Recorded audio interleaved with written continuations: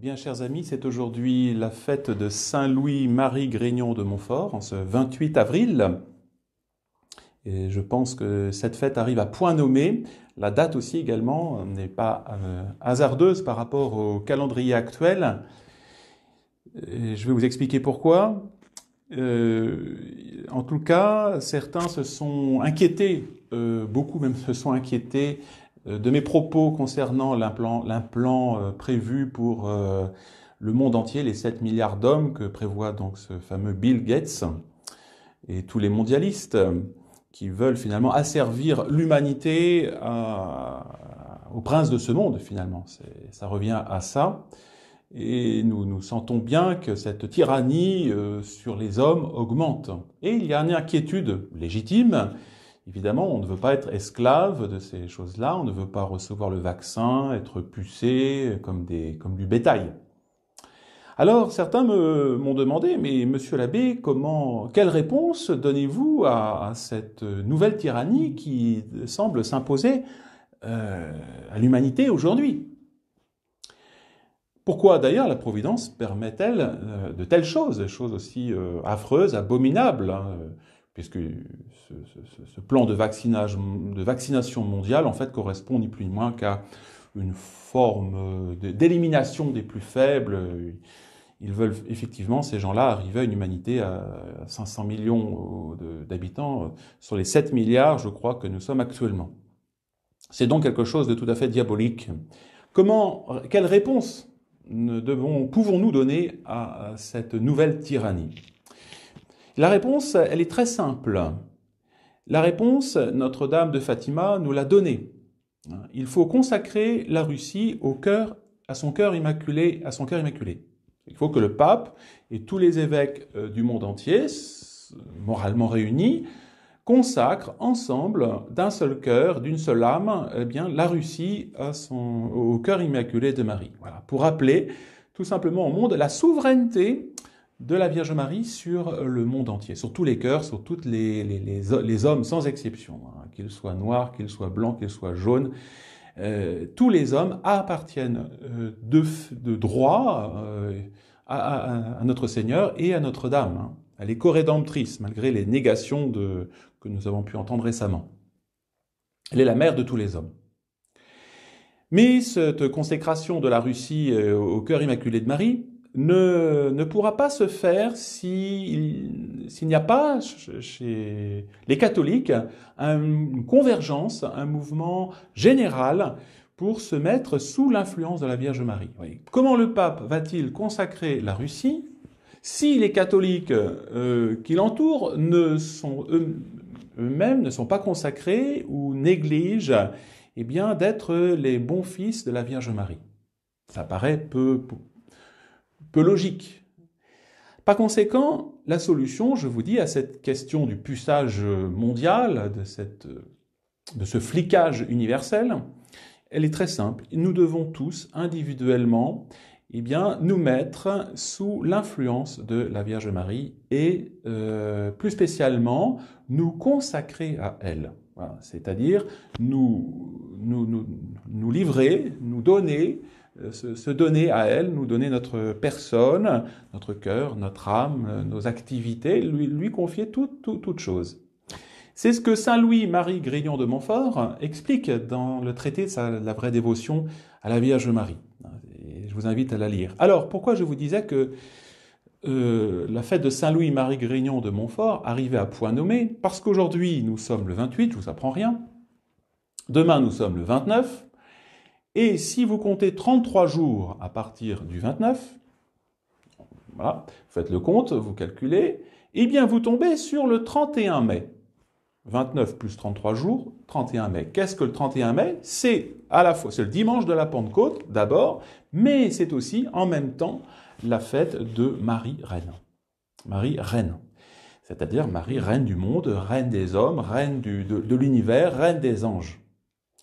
Et pourquoi 33? Vous me direz, pourquoi 33? Parce que tout simplement, Saint Louis-Marie Grignon de Montfort nous demande de nous consacrer à elle, bien sûr, mais il dit il faut se préparer à cette consécration. On ne va pas comme ça du jour au lendemain faire un acte on peut le faire, mais il est mieux de se préparer à cette consécration. Et Saint Louis-Marie Grignon dit, eh bien, il faut 33 jours pour se préparer. Donc, si vous commencez demain cette préparation à la consécration à la Vierge Marie, donc 29, 30, etc., et vous terminerez le jour de la Pentecôte, magnifique jour en plus, et qui sait, peut-être que nous pourrons tous nous retrouver pour un pèlerinage ou je sais quoi, et puis même si on ne s'est pas autorisé, on s'arrangera pour se retrouver, eh bien, vous pourrez ce jour-là faire votre acte solennel, personnel, de consécration à la Vierge Marie. Donc, voyez, c'est tout à fait providentiel, vu le contexte. Le bon Dieu vient de nous envoyer un avertissement à travers ses plans diaboliques, et nous dit, attention, si vous ne vous mettez pas sous le couvert de la Vierge Marie, eh bien, ce sera l'autre qui prendra la place. La nature ou la grâce a horreur du vide.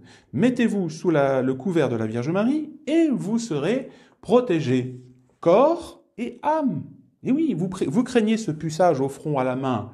Si vous confiez votre corps à la Vierge Marie, eh bien, la Vierge Marie veillera sur votre corps. Et bien sûr, encore plus sur votre âme, sur votre salut éternel. Voilà la réponse. Elle est très simple. Elle est très simple.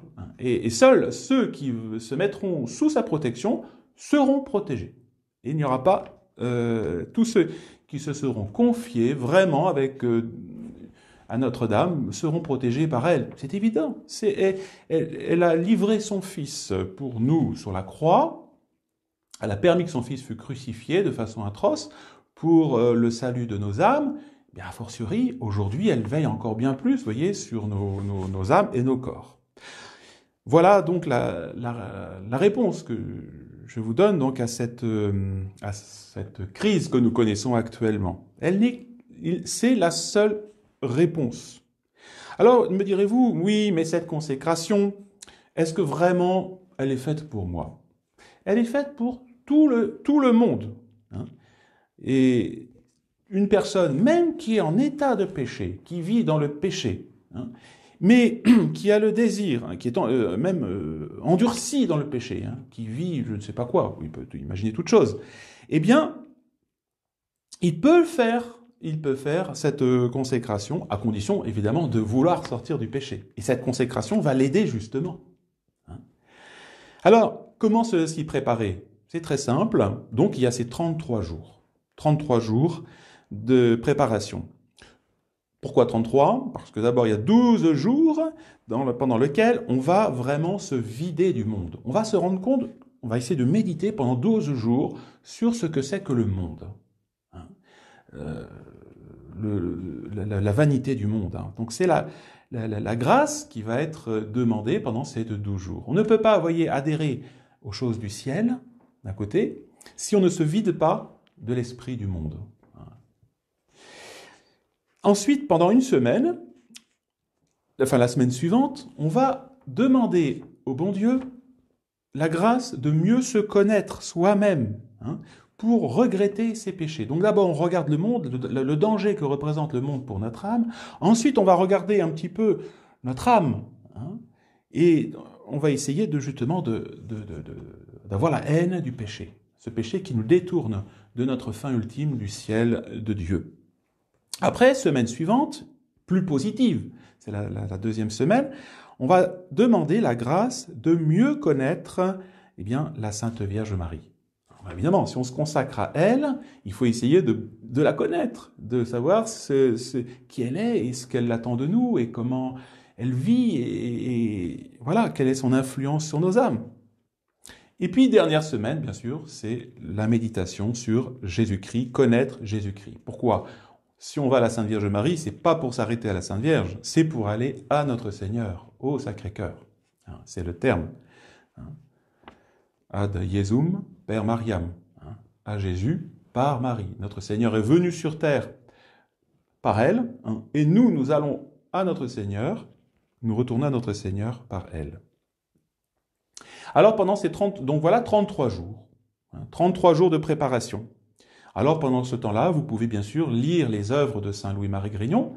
La principale, c'est le traité de la vraie dévotion, bien sûr, où il explique comment on aime vraiment la Sainte Vierge. Comment on aime. Et puis le secret de Marie, qui est un peu le résumé. Et donc, qu'est-ce qu'on va faire le 33e jour? Si c'est possible, il est bien de se confesser, et puis de se consacrer, bien sûr, et de communier aussi ce jour-là, de faire une bonne communion. Et cette consécration, alors, en quoi va-t-elle consister? Eh bien, tout simplement, c'est tout simplement le renouvellement des promesses de notre baptême. C'est pas quelque chose d'extraordinaire.